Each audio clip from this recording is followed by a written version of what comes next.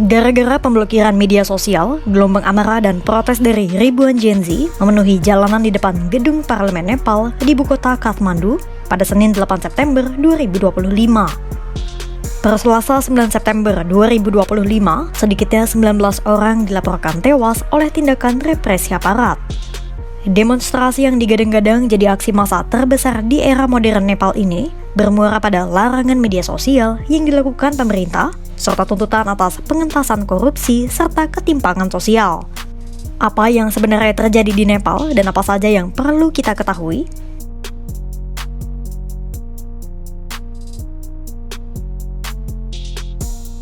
Jurnalis The New York Times, Matthew Mpokbik, telah melaporkan rangkuman duduk perkara, eskalasi di jalanan hingga dampak politik dari protes ini. Berikut sejumlah pemicu yang diduga menjadi alasan pecahnya aksi demonstrasi di Nepal. Aksi massa besar-besaran di Nepal ini dicap sebagai protes generasi Z karena mayoritas demonstrannya berasal dari kalangan usia muda. Protes berkembang setelah pemerintah Nepal mengeluarkan RUU larangan terhadap lebih dari 20 platform media sosial, termasuk Facebook, WhatsApp, Instagram, hingga X. Langkah ini diambil pemerintah Nepal karena perusahaan teknologi pemilik aplikasi-aplikasi itu, seperti Meta, Google, dan sebagainya, dianggap gagal mematuhi aturan baru. Dalam aturan baru itu, salah satu kewajiban bagi perusahaan teknologi adalah membangun kantor cabang di Nepal. Jaringan sosial yang dianggap gagal mendaftar kemudian diblokir oleh pemerintah Nepal sejak Kamis 4 September 2025. Namun sayangnya, Meta dan pemilik X, Elon Musk, belum memberikan tanggapan apapun. Kebijakan itu pun kemudian dianggap oleh banyak warga Nepal sebagai sebuah pembungkaman kebebasan berekspresi. Kelompok hak asasi manusia di Nepal pun menyebutnya sebagai upaya pemerintah untuk mengekang hak-hak fundamental warga Nepal. Pasalnya, Matthew menyebut media sosial di Nepal bukan sekadar hiburan, namun juga jalur komunikasi utama. Baik bagi banyak warga Nepal yang bekerja sebagai pekerja migran, maupun bagi pelaku bisnis yang bergantung pada media sosial. Peneliti lembaga Chatham House, Nayana Prakash, menyampaikan pada The New York Times bahwa larangan itu sama saja dengan memutus lapangan kerja. Ini bukan kali pertama pemerintah Nepal keras terhadap pemantauan jejaring sosial. Pada 2023, Nepal juga sempat melarang TikTok karena dianggap mengganggu keharmonisan sosial, meski pada akhirnya blokir dibuka karena TikTok berjanji mematuhi peraturan setempat. Larangan terhadap media sosial itu mungkin hanyalah penyulut bagi api kemarahan warga Nepal yang telah menumpuk karena berbagai masalah di dalam negeri. Pasalnya, akar masalahnya lebih dalam. Mulai dari terbengkalainya berbagai kasus korupsi berskala besar, kesenjangan ekonomi yang kian melebar, hingga lumpuhnya suara oposisi di dalam badan pemerintahan. Untuk kali pertamanya, dua partai politik utama di Nepal kini berkoalisi dalam pemerintahan Perdana Menteri Nepal, KP Sharma Oli. Kedua partai itu adalah Kongres Nepal dan Partai Komunis Nepal. Ketua Asia Selatan dan Pembangunan Internasional Universitas Edinburgh, Profesor Jivan Sharma menyebut, bersatunya kedua partai besar itu bukan indikasi baik bagi politik yang sehat. Sharma menyebut, dengan bersatunya kedua partai utama itu, otomatis tak ada oposisi yang kredibel di dalam parlemen Nepal yang berfungsi sebagai pengawas pemerintah. Otomatis, dinamika politik berpotensi hanya menguntungkan segelintir orang. Matthew juga menduga protes di Nepal kemungkinan terinspirasi oleh gelombang demonstrasi yang terjadi juga di Indonesia dan Bangladesh. Pasalnya, baik demonstrasi di Indonesia, Bangladesh maupun Nepal semuanya menggambarkan sikap kritis dari para anak muda. Banyak anak muda Nepal melihat bahwa generasi mereka juga bisa menjadi motor perubahan. Namun seribu sayang, aksi massa di Nepal harus memakan korban jiwa karena eskalasi di jalanan dan aksi represif dari aparat keamanan.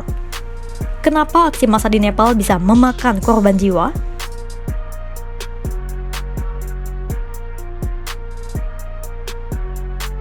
Protes yang awalnya berlangsung damai dengan mahasiswa dan pelajar yang membawa poster berisi kritik berubah menjadi bentrokan besar di jantung ibu kota Kathmandu. Ribuan demonstran bergerak menuju kompleks parlemen. Sejumlah oknum tak dikenal menerobos kawat berduri, memaksa polisi mundur, dan sempat menduduki pos keamanan di sekitar gedung parlemen. Aparat keamanan kemudian merespons dengan menembakkan gas air mata, meriam air, peluru karet, hingga peluru tajam. Akibatnya, 19 orang dilaporkan tewas dan lebih dari 400 orang terluka. Rumah sakit di Kathmandu kewalahan. Salah satu dokter di Pusat Trauma Nasional Kathmandu, Badri Rijal, melaporkan sejumlah orang mengalami luka di dada dan kepala dan berada dalam kondisi kritis. Laporan Dr. Badri itu menandai bahwa aparat benar-benar menggunakan peluru tajam. चेस्टमा इन्जुरी छ, टाउकोमा इन्जुरी छ, हात खुट्टाहरु इन्जुरी छ। अहिले 5 जना माथि 2 जना ओटीमा गइराछ, 3 जना आइसीयूमा छ। Aksi protes kemudian menyebar ke bagian lain Nepal, termasuk di Pokhara, distrik Chitwan di barat daya, dan Janakpur. Lantas, apa tindak lanjut yang diambil pemerintah Nepal usai aksi damai itu berujung memakan korban jiwa?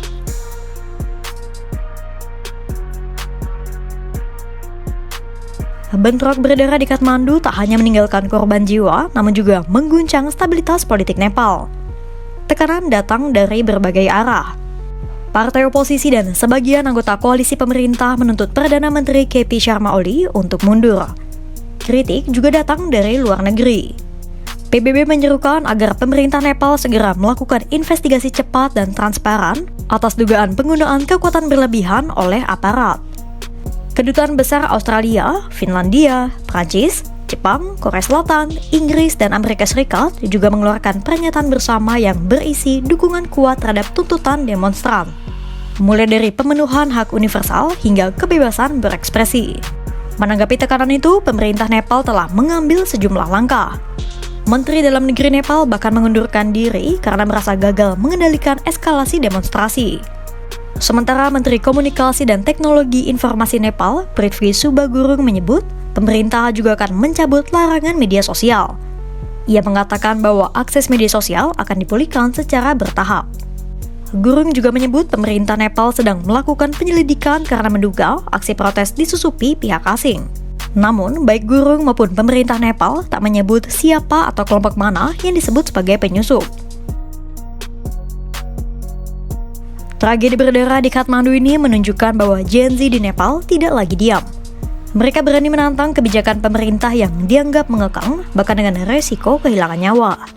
Larangan media sosial mungkin jadi pemicu, tapi akar persoalannya jauh lebih dalam. Mulai dari korupsi, kesenjangan ekonomi, hingga politik tanpa oposisi. Pertanyaannya, apakah langkah pemerintah mencabut larangan media sosial cukup untuk meredam gejolak? Ataukah protes ini justru menjadi titik balik lahirnya gerakan politik baru di Nepal dengan anak muda sebagai motor utamanya? Pantau terus perkembangannya hanya di kanal YouTube Kompas.com.